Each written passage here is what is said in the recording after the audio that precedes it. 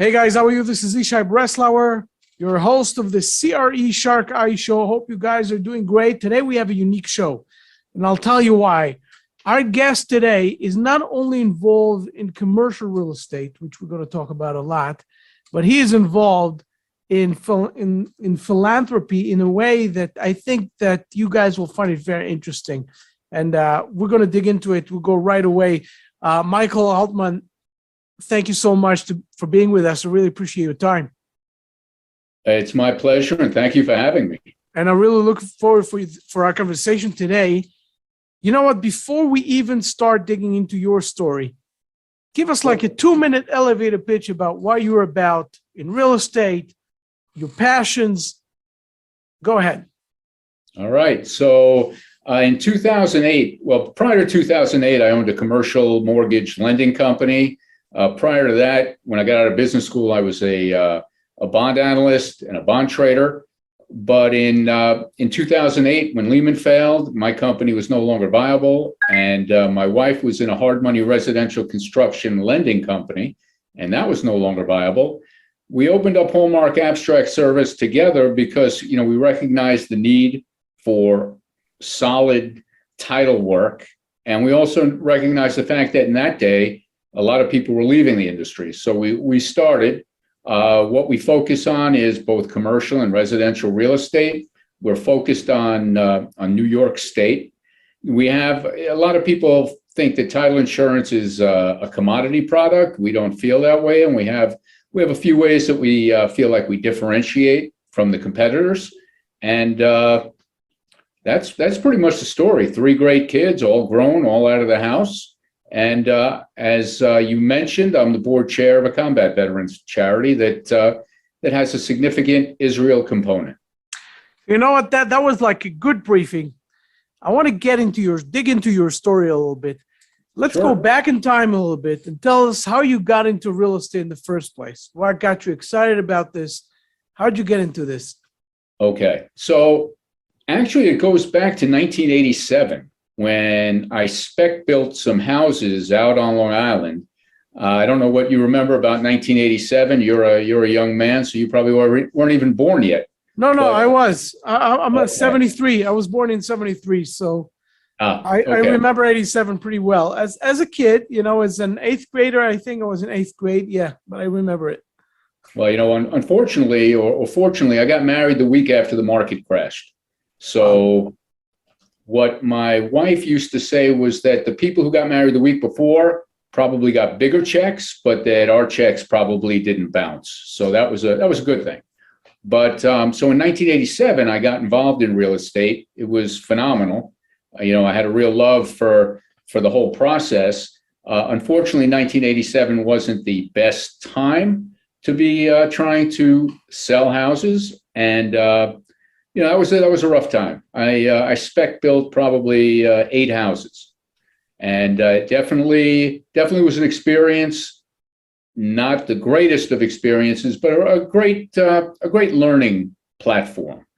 And then, as I said, I was a trader, I was an analyst, and then I had an opportunity in about 2000 to get involved in commercial real estate and opened a small balance commercial mortgage lending company, which at the time was terrific because we focused on loans $1 million and under, and primarily for borrowers who had a little deals with a little bit of hair on them. Not the kind of guys who could go directly to a money center bank, but guys who needed help, who needed a story to be told. And in commercial real estate, I always used to say 2 guys can bring the same deal to the same underwriter, and one guy's going to get a yes and one guy's going to get a no based on how they feel what you know about the industry. And actually, funny story at the time, not that funny, but I had a 2 CD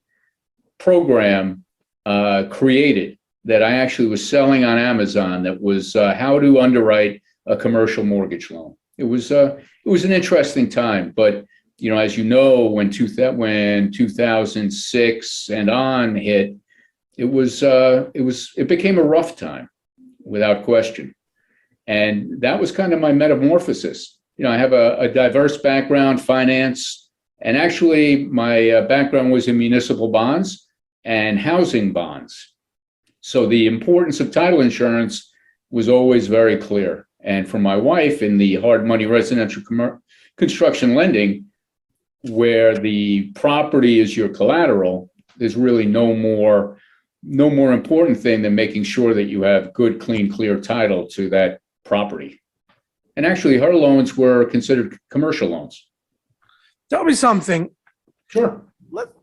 Talking about this whole experience is a very serious experience, and many of the people, that are listening could definitely identify with that. And some of them are, I guess, young and are excited about hearing about this from someone who actually went through this. What I'm interested in really, and this is really exciting, to understand a person who got into mortgage, commercial mortgages, and to try to understand it, as a broker or as a guy who underwrites deals at that Right. time, which is by far a lot different than underwriting today, for sure. Can you tell us a little bit about how different it was than what it is today? And what did you feel from helping all those people where, were they subprime, were not? Tell us a little bit about that experience with dealing with, the banks and the, and the financial, institutions. Absolutely. So my bank that I wrote loans through, that I was correspondent lender for, they were not subprime. But at the time, there were definitely subprime lenders who, there were two very large ones, Silver Hill, I don't know if you remember them, and another one who they would go down to FICO scores 500. I mean, they were lenders who were looking for a problem, much like a lot of the lenders on the residential side at the same time. But there were loans that could be underwritten at a variety of different types of lenders, like even Lehman, before they went under, they had a lending program. It wasn't subprime per se, but, they would look at 600 FICO scores, 650 FICO scores. But, the fact that for loans that, had a debt service coverage ratio of 1.3 or maybe 1.4, to be taking investors with 500 credit scores was really a problem waiting to happen. And so at the time, we didn't broker all our loans. We brokered some of the loans, but it was a very interesting group of clientele who for the most part had a lot of hair on their deals. But I actually started my company. It was my company, but I worked with a guy who he was the underwriter of our loans, he was very experienced in underwriting. And he was able to, together, we helped a lot of people get funded who normally would never have gotten funded. And it was the same in my wife's company. They were basically writing commercial loans, but they really didn't care what your financial makeup looked like, as long as you owned the property free and clear. And, they did numbers, they crunched numbers on what it was you wanted to build, what the finished value would be, what the takeout mortgage would look like. But as far as your personal financial standing, it didn't matter. And again, it didn't matter, which was fine until it mattered, which was in 2008. And, it was the old story of you don't want to be the last one standing when the music stops. Exactly. Talking about this whole thing, and your experience is really correlated between, and I think you're the first one I'm talking to who had I would say the experience with the actual loans on one hand, and then with the bonds.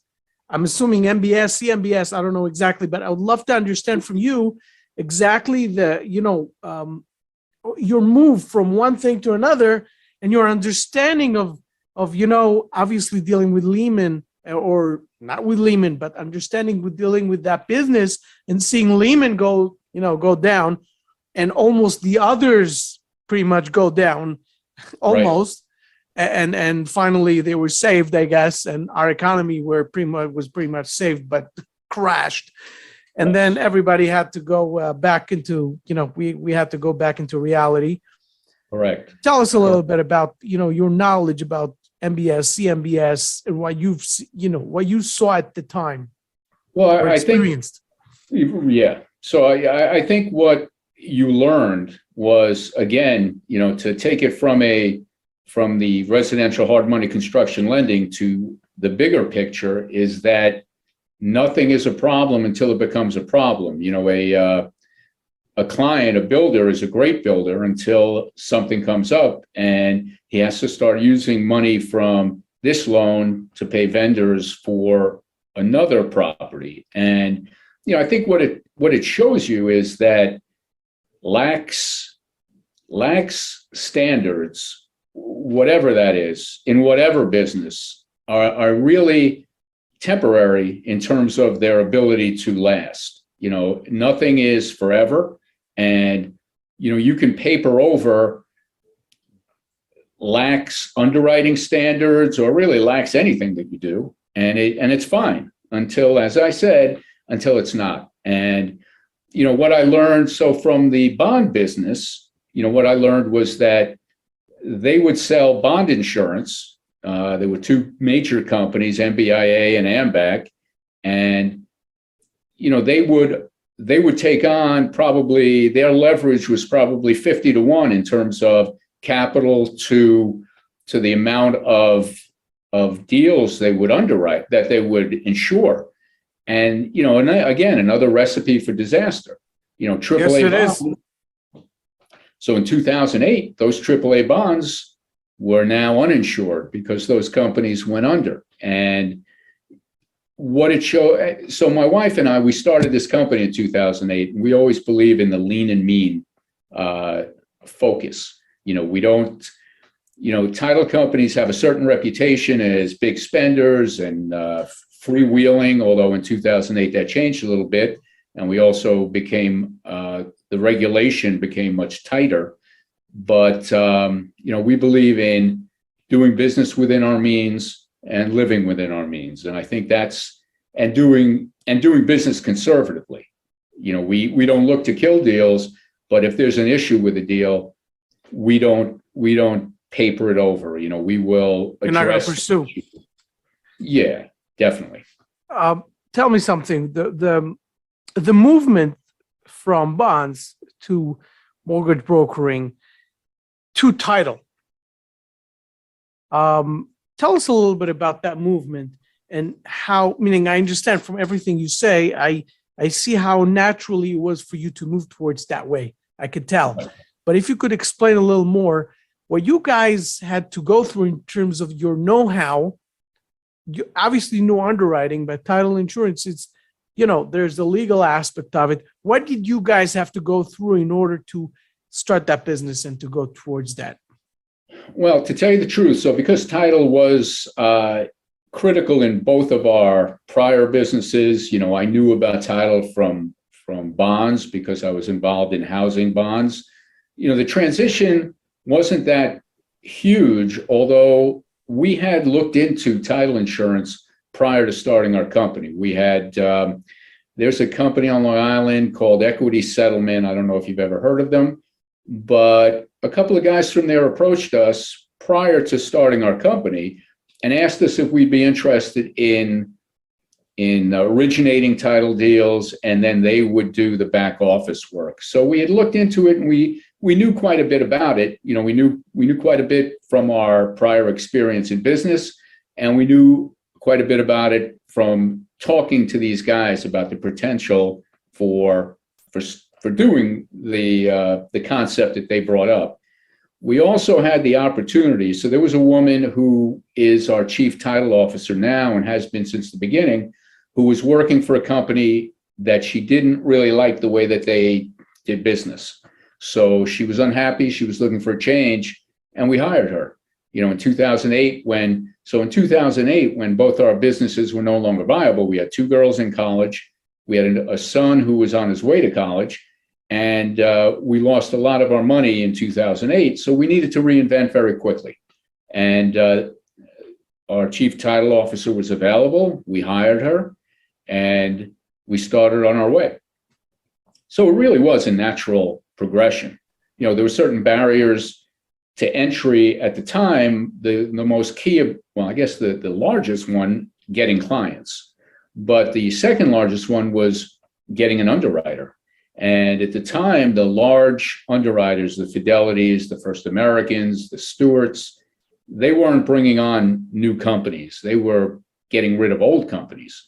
They had a lot of problems at the time. So we ended up getting on with some of the smaller ones, and we had to earn our chops to finally get on with the larger ones. And there was a catch-22 at the time because a lot of attorneys don't want to use less than the top underwriters. So a catch-22 of, we don't have a top underwriter. How are we going to generate the business we need to get with the top underwriter? And it was a process. But probably about 4 years in, we started in 2008, and we got on with Fidelity, which is the largest and best capitalized underwriter there is. So, that's right. Like everything else we do, it's hustle. It's just, never say never, never say die, and you got to keep moving forward. Keep moving forward. You know what I tell my kids all the time, you can't, you can look back, but when you have a problem, you have to look forward and look for a solution. There's always going to be a solution. You just have to be willing and focused enough to look for it. You guys made a major change. Obviously, it was natural in a way, but you did it, meaning you took whatever resources you had and you got into this. But tell us a little bit about what is the company, where is the company today? In terms of what we do, our size? Yeah, the size, your team, your meaning everything, your activity, all around. Would love to hear about it. Again, we stay lean and mean. So in terms of full-time employees, we're in like the 4 to 5 range. We have probably 6 salespeople who are W-2, but they are commission only. We have grown to the point where we're probably one of Fidelity's stronger mid-size companies. I think last year we probably did in the range of like 60 closings a month, which to some companies is a pittance and to other companies is a lot. But I think it puts us, as they used to say, as George said on Seinfeld, right in the sweet spot of the curve. I like that. I want to go to another thing that you do, a passion of yours. Tell us a little bit about the Heroes program for veterans.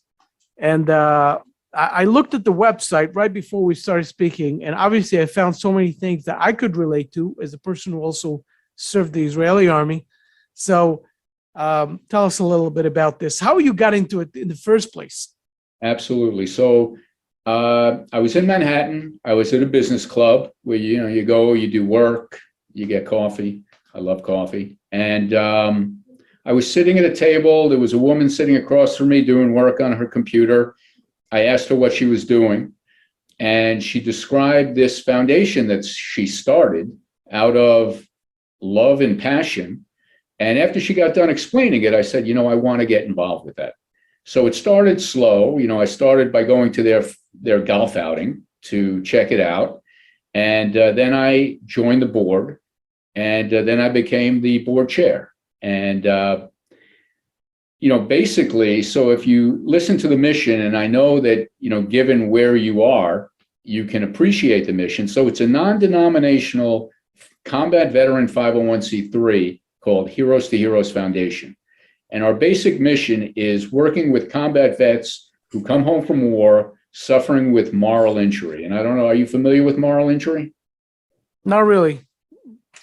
So basically, it's when you do something that's so abhorrent, so against everything that rational human beings think is the right thing to do, that you can't live with yourself. You internalize it most of the time. So, as an example, we had one, and again, most of our guys are not Jewish, probably 99%, but they still go to Yad Vashem, they go to the Western Wall, and they also get baptized in the Jordan River.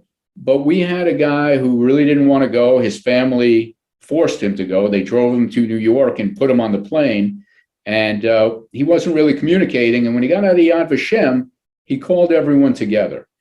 And he said, I have a story I want to tell. And the story he told was he was out with his platoon, and a father and his son approached them. The father gave his son his gun and said, kill the infidels. So this guy, who has children at home, had to kill the 10-year-old boy. And then the father basically for giving the gun to the 10-year-old boy. But it's the first time he had really ever told that story. And it had been eating him up alive inside. So our mission is based in peer support, spirituality, and reconnection to faith. And loss of faith is a large factor in a great percentage of suicides. So we send teams of 12 to Israel, where there's no more spiritual place on earth. And they travel for 10 days, and they travel with 3 IDF soldiers who are, in many cases, suffering in much the same way. And it's not a vacation. They travel during the day, and at night they have group meetings without Judy, the founder, who I met that day. She doesn't participate in those meetings. And these guys, basically, they spirituality, they bond, and they vent what's been inside of them for years. You know, a lot of these guys have bad marriages or have had a divorce, don't have relationships with their kids because, you know, they're basically living with rage, despair, loneliness. And they went through a lot. They've gone through a lot, more than someone like me who didn't serve could imagine. And you know, we've sent 29 teams. Our next team goes, I believe, in September. And you know, we have no deaths.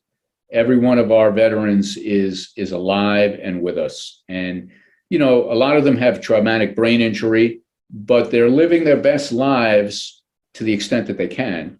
And we've saved marriages, we've saved relationships with children, and it's been a phenomenal experience for me. You know, there's a phenomenal program, and the fact, meaning I'm amazed, the fact that you got involved, obviously, meaning no one could look at it and say, oh, this is not meaningful. Of course, it's meaningful. Everybody could relate to it. It's great. But to get really involved in it as a person who was not a veteran, and say, I want to be a part of it, I think it's phenomenal. What got you to get so drawn into it? Meaning, what was the trigger?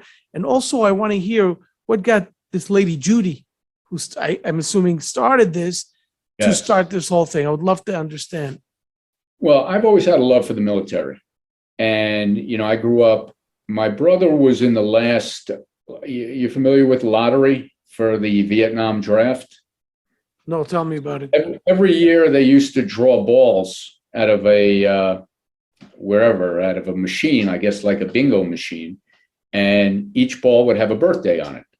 And the birthday, the number your ball was drawn was that determined how close you were to being drafted. If you were the number 1 ball being chosen, you were going. And you know, that you talk about stress if you didn't want to serve, you know, and you're waiting to see what number your ball was picked. But my brother was in the last year that the lottery took place.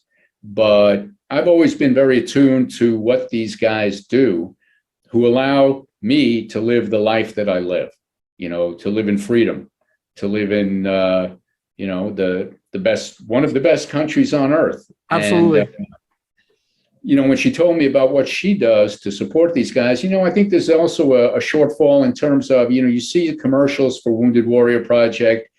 They do great work. You know, guys with physical injuries, guys with hidden injuries don't necessarily get the attention. A lot of could be because people don't know.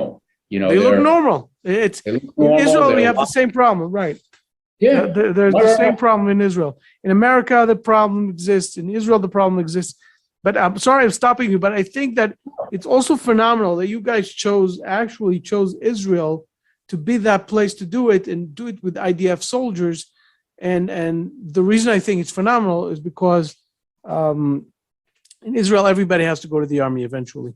Right. So most civilians, not everybody, but most civilians do go to the army and get drafted. I myself was an infantry soldier. I did not get, I was not there for a very long time because I got an injury, a shoulder injury, and they kicked me out. So I'd never had the privilege or the luck to be in a combat or anything like that. But you know what? Everybody around me was in a combat, meaning my brother suffered from it. Really? Heavily. He has issues that he doesn't articulate or does. He was so with my brother. I'll give you an example, and he's usually not listening to my show, so I feel comfortable talking about this, and I love him dearly. He's younger than me. He went to the army and was in pretty much the same unit that I was, but in his case, he was a little longer, and he happened to be in a place that was in a combat, and he experienced not up front. He was not in the combat. He was actually behind the radio at the time, and his friends who were at the combat suffered majorly, and many of them died. And he heard the whole thing in the radio, so you could imagine what it did to that kind of a kid. And when they're crazy, and for years, and there was a fire. It was a very famous story in Israel. There was a fire during the combat, and they all burned. Meaning, many of them were burned. It was horrific, and he had to go and identify them. So this was, and I remember that he came home, and he just did not speak. And for years, we asked him what's going on. He did not speak. He just couldn't speak for years and years and years. And then finally, when I actually lived in Great Neck, he came to my house, to visit. And all of a sudden, around the Sabbath table, we're sitting together, and all of a sudden the whole story came out. We were like stunned.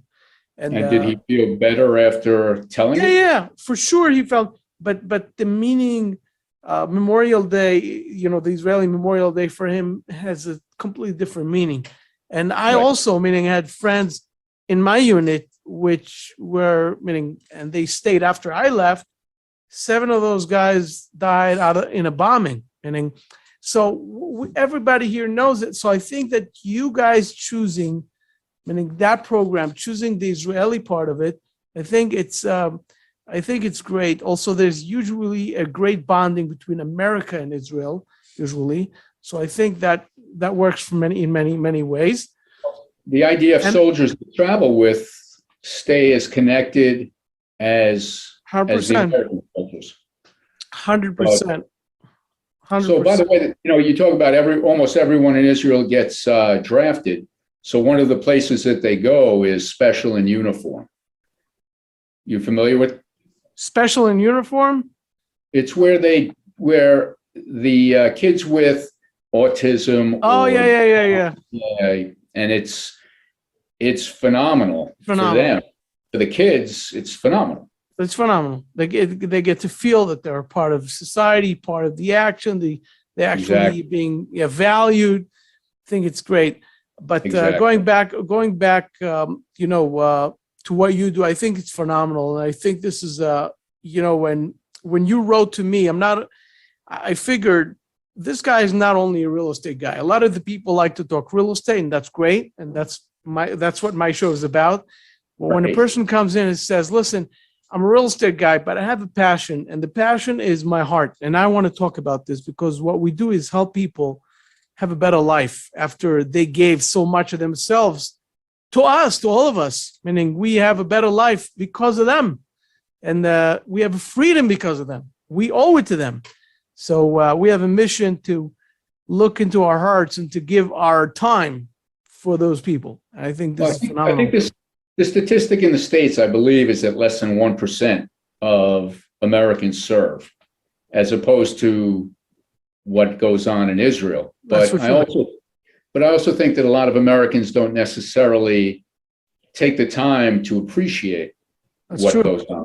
Memorial Day for us is a day off for a lot of I people. know. For me, I'll tell you something.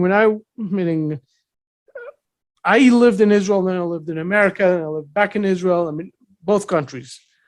And to me, I always used to say, Memorial Day, in my opinion, again, my humble opinion, shouldn't be a day of people saying, "Hey, Happy Memorial Day." It's not a happy day. That's true. It's not a happy No day. question. It's a Yeah. day where people should have a parade. Great, but it's not a day for happiness. You want a day for happiness? That's Independence Day.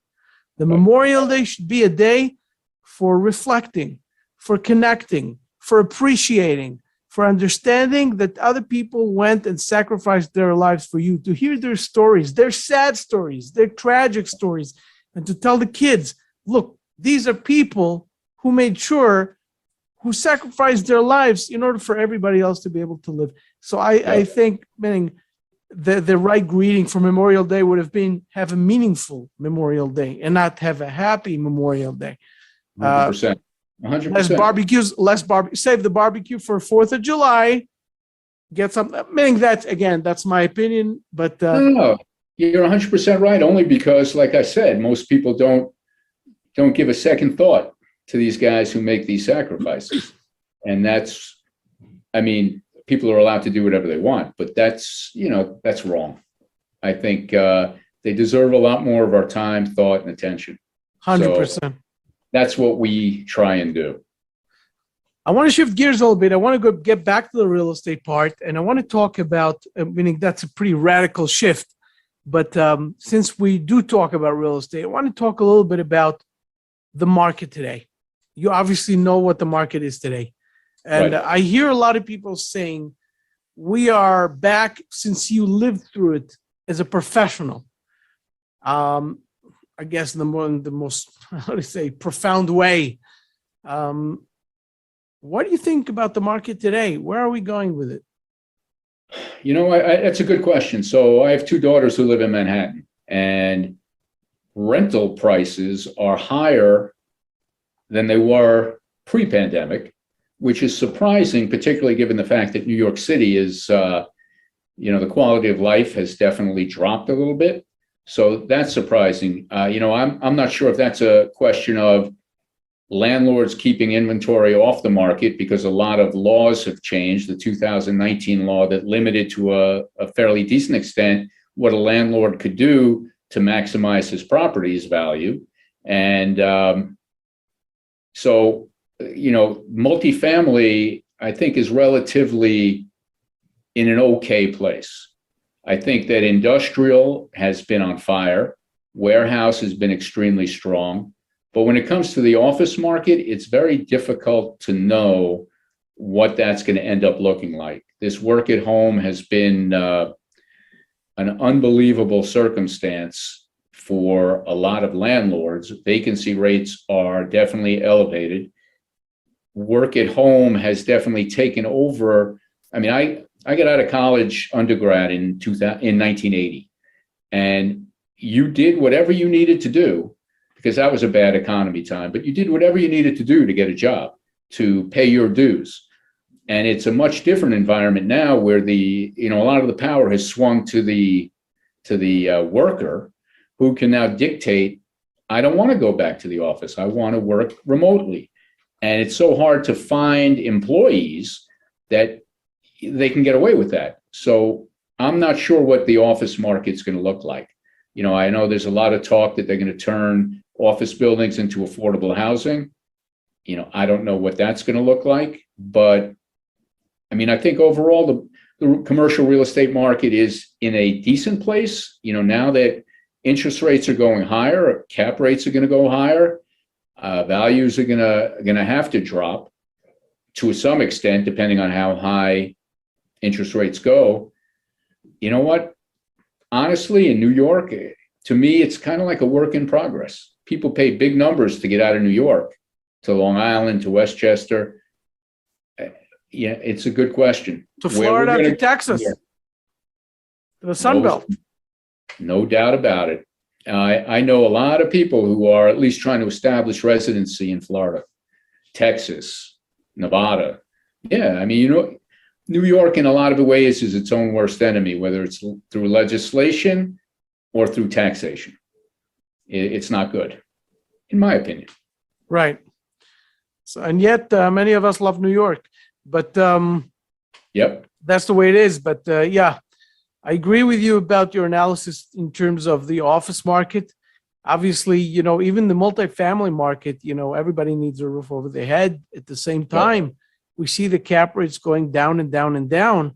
And, eventually it has to go through some correction. So obviously, let's not talk collapse, meaning we're not in the 2008 problem. We're not in the mortgage, issue. You can't even compare, but it's definitely getting to a peak. So, as a prior trader, we used to, because I actually taught trading, I would say nothing goes up in a straight line. Right. Whether it's a pullback to a new high or just a pullback, nothing goes in a straight line. And we pretty much had a pretty good straight line up for the past year or so. So it's going to be interesting to see how this plays out. Accurate. We'll have to see. Yep. Michael, I'll tell you what, it's a pleasure speaking to you. You're a man of so many things. You're involved in so many things, not only your business experience, but your, philanthropic experience, your personality as a person who wants to give back. I think it's phenomenal. And I really, thank you. Really enjoy our conversation. Really. Could I change my background for one quick second? Go ahead. So this is, I'll have to tell the people who are actually listening to podcast mode that we're seeing the background. And before, Michael had the background of his title company. Okay. And right now he switched it to Heroes. What is that? Heroes to Heroes. Heroes to Heroes.org. So you guys are listening on the podcast medium. You can heroes to heroes.org. And you see a picture of a person in the Western Wall, a veteran. That's cool. And was basically probably meditating or pouring his heart, etc. Yeah, go ahead. Sir. No, that's right. So this is, I use this picture a lot because I think it's very powerful. And where we say it's a non-denominational 501c3, this gives you a good idea that is in fact that it is, and that whether it's the Western Wall, Yad Vashem, the Jordan River, Church of the Sepulchre, it's you are living right now in a very and probably the most spiritual place on earth. That's right. That's for sure. We feel it. We know it. Sometimes when you live in a place, sometimes you lose a little bit of it, but we definitely, every time I drive by the walls in the old city of Jerusalem, all of a sudden, boom, it hits you again. Something is there.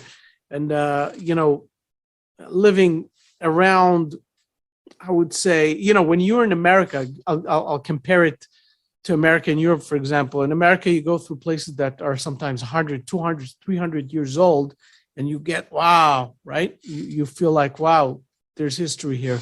There's a meaning here. And then you go to Europe and you go through places that are 500 and 1,000, years old, etc. And, rarely you go to places that are thousands, like the Colosseum and stuff like that.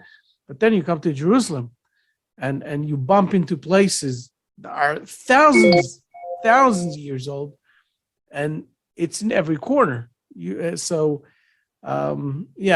history in the most profound way, and the spirituality is here for everyone in every religion. So absolutely. And I hope our veterans will get the most out of it, and I hope you will be very successful with your business. It sounds like you've made quite a way. Michael, it was really a pleasure to having you here. The pleasure was mine, and I very much thank you for the invitation. 100%. And you know what? You guys can see the links above and below. The title insurance, if you want to put back the background, or tell us about, your company, how people can find you, whether it's LinkedIn or other ways. You guys can see the links, of course. Go ahead, Michael. So you can find us. It's basically Hallmark Abstract LLC.com. Hallmark Abstract LLC.com. LLC. And we have a presence on LinkedIn. We have a presence on Facebook, Instagram. And, anyone who wants to reach us, please feel free, ask any questions, and we'd be happy to help. 100%. Michael, thank you so much for being with us. Really appreciate it. Thank you. You guys, I hope you enjoyed the show. I hope you got a lot from it, because I did.